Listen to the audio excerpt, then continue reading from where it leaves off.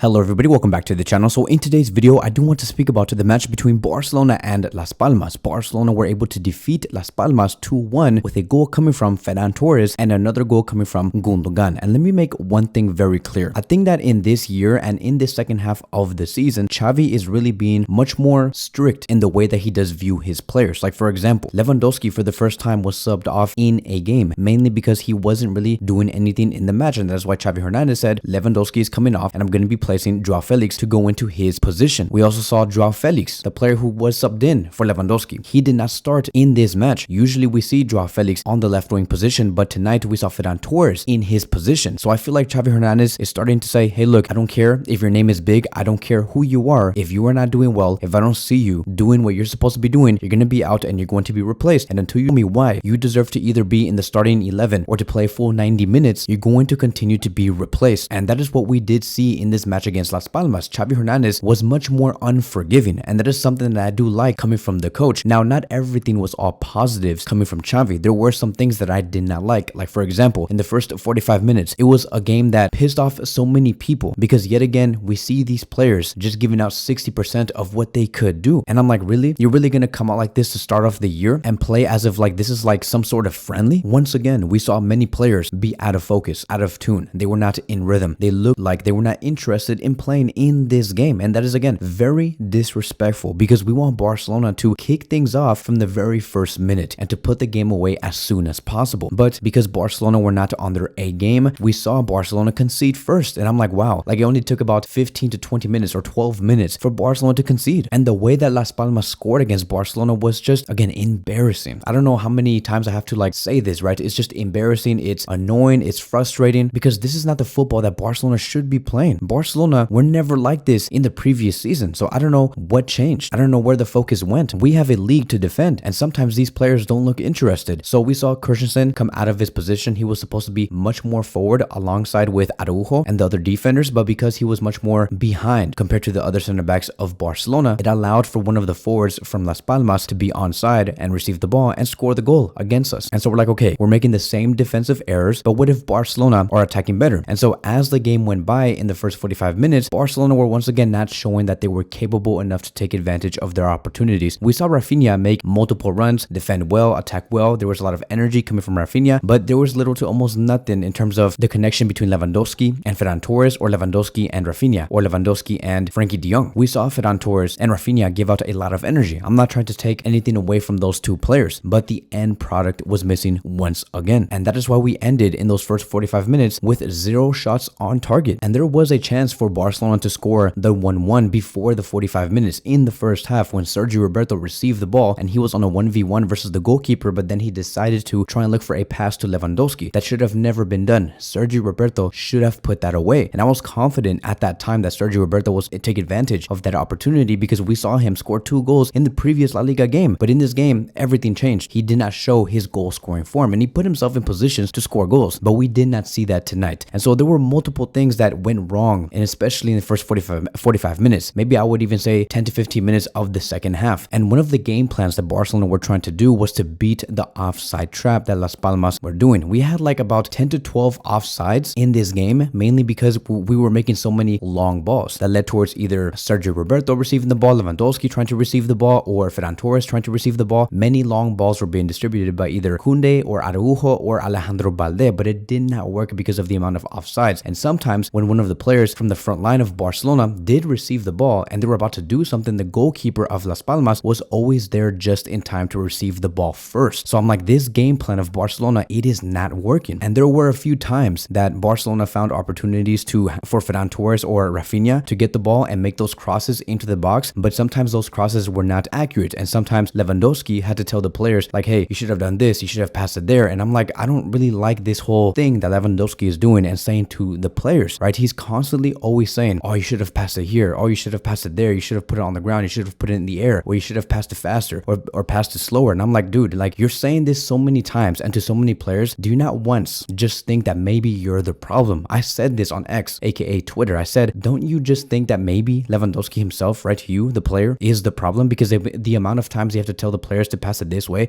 maybe you, Lewandowski, should put in more effort to get the ball because Rafinha and Ferran Torres are working very hard.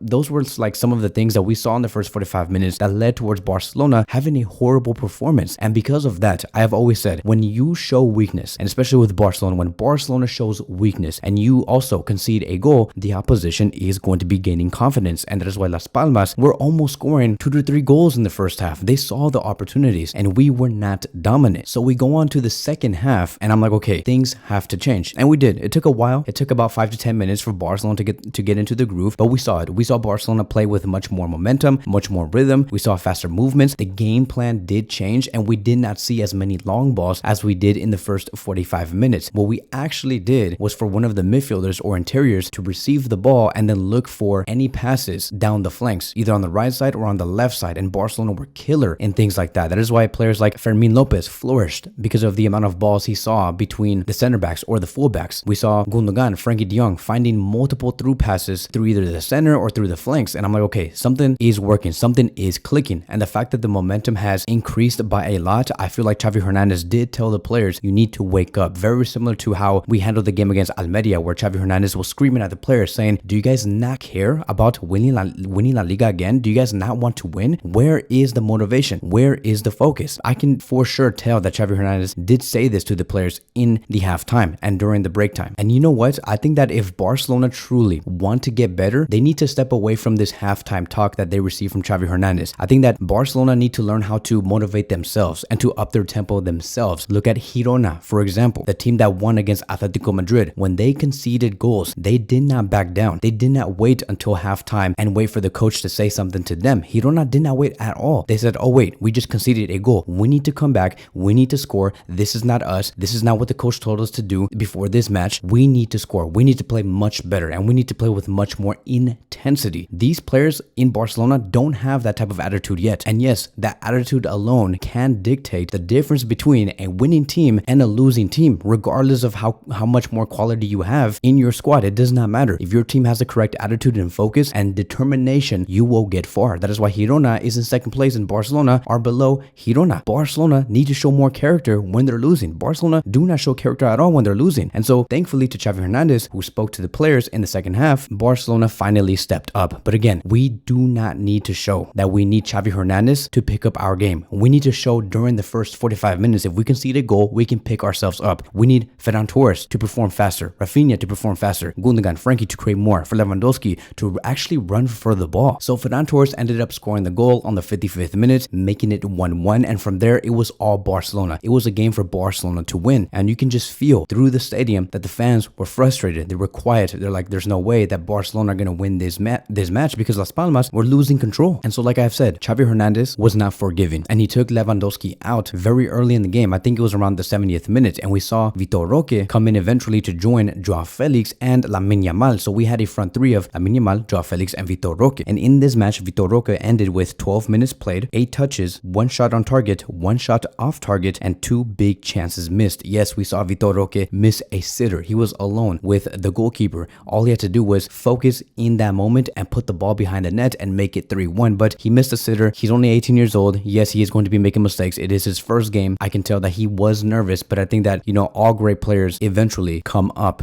And Vitor Roque is a great player and he will score goals. So, this big miss that Vitor Roque had, it meant nothing. What I did like coming from Vitor was that he provided so much more energy. I saw his runs. I was really keeping a close eye on him and he was really bursting on those runs and waiting for those through passes coming from Frankie de Jong or Gundogan or Joao Felix or Alejandro Balde. And I'm like, this is exactly what we need. Exactly, right? Making those runs behind the defense. Always making sure that you're there and you're available. That is something that Lewandowski does not have due to the fact that he's not really athletic like that. Vitor Roque is, and I love that. He even forced the error from Las Palmas that could have led towards Barcelona scoring another goal. But again, unfortunately, he could not capitalize off of those opportunities, but he will. I definitely think that Vitor Roque can score about 10 goals this season based off his enthusiasm that he does show on the pitch. So in the dying last minutes of this match, in the last 2 or 3 minutes, Gundogan won a penalty because one of the players of Las Palmas apparently pushed Gundogan like really hard inside the box, and that is how Barcelona got the penalty. Gundogan was able to put that penalty away and make it 2-1, and Barcelona got the 3 points. We got the job done. It was a boring match. Barcelona should have never played like this, but again, we got the job done. We got the 3 points, and we are in 3rd place. We are 3 points above Athletic Bilbao and 7 points behind Girona and Real Madrid. Again, I still have a lot of belief that Barcelona can turn